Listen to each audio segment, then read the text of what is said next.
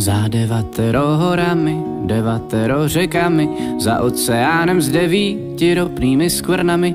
Tam žije kdesi v lesích princezna jako poupě, co má místo království pervity nový doupě. Tu princeznu pro její závislost na koksu uvrhli do vězení v královském detoxu. No a já budu první princ, co jí dostane ven. Jsem rytíř bez brnění, jen s abstinenčním třesem.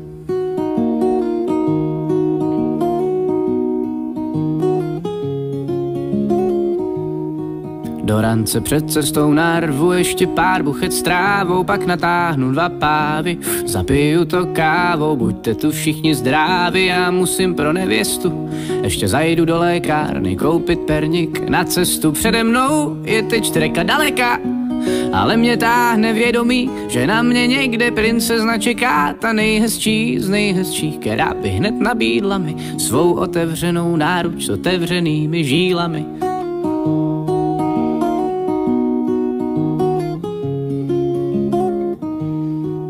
Jdu cestou, necestou, řekou, neřekou, lesem, nelesem vynechává mi dech, netuším, kde jsem. Z ničeho nic před sebou zahlídnu v kapradí kouzelnou babču s dědou, snad mi porádí. Zdravím, dobrý den, staříci, kudy za princeznou, prej, že mi to řeknou, když jim dám 1 plíci. Po chvíli přemýšlení odpovídám, tak fajn, ale na uklidnění si ještě šlehnu pár line.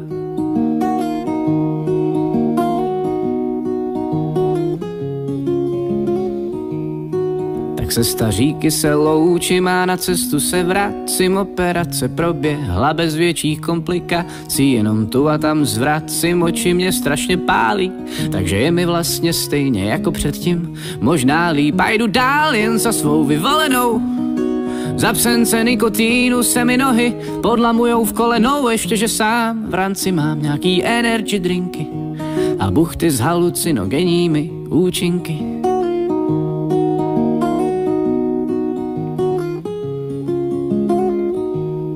V totálním vysílení, po dnech a týdnech bdění jsem dorazil k detoxikačnímu zařízení. Jen silou vůle hledám celu, ze které mám nejkrásnější z princezen dostat co nejrychlejc ven.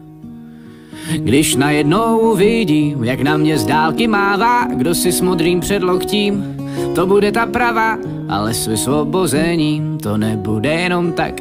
Její komnatu střeží strašlivý drak hašišák.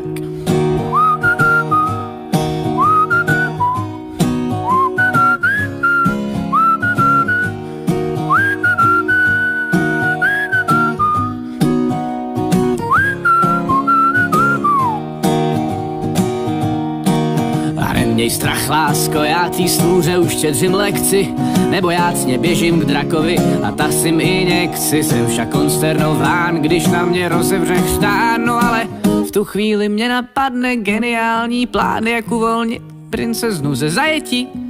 A než bys řekl hašiš, ranec s buchtama mu do tlamy letí. Má poslední naděje, drak zdá se nevnímá, kde je, a za chvíli už se nepřítomně směje.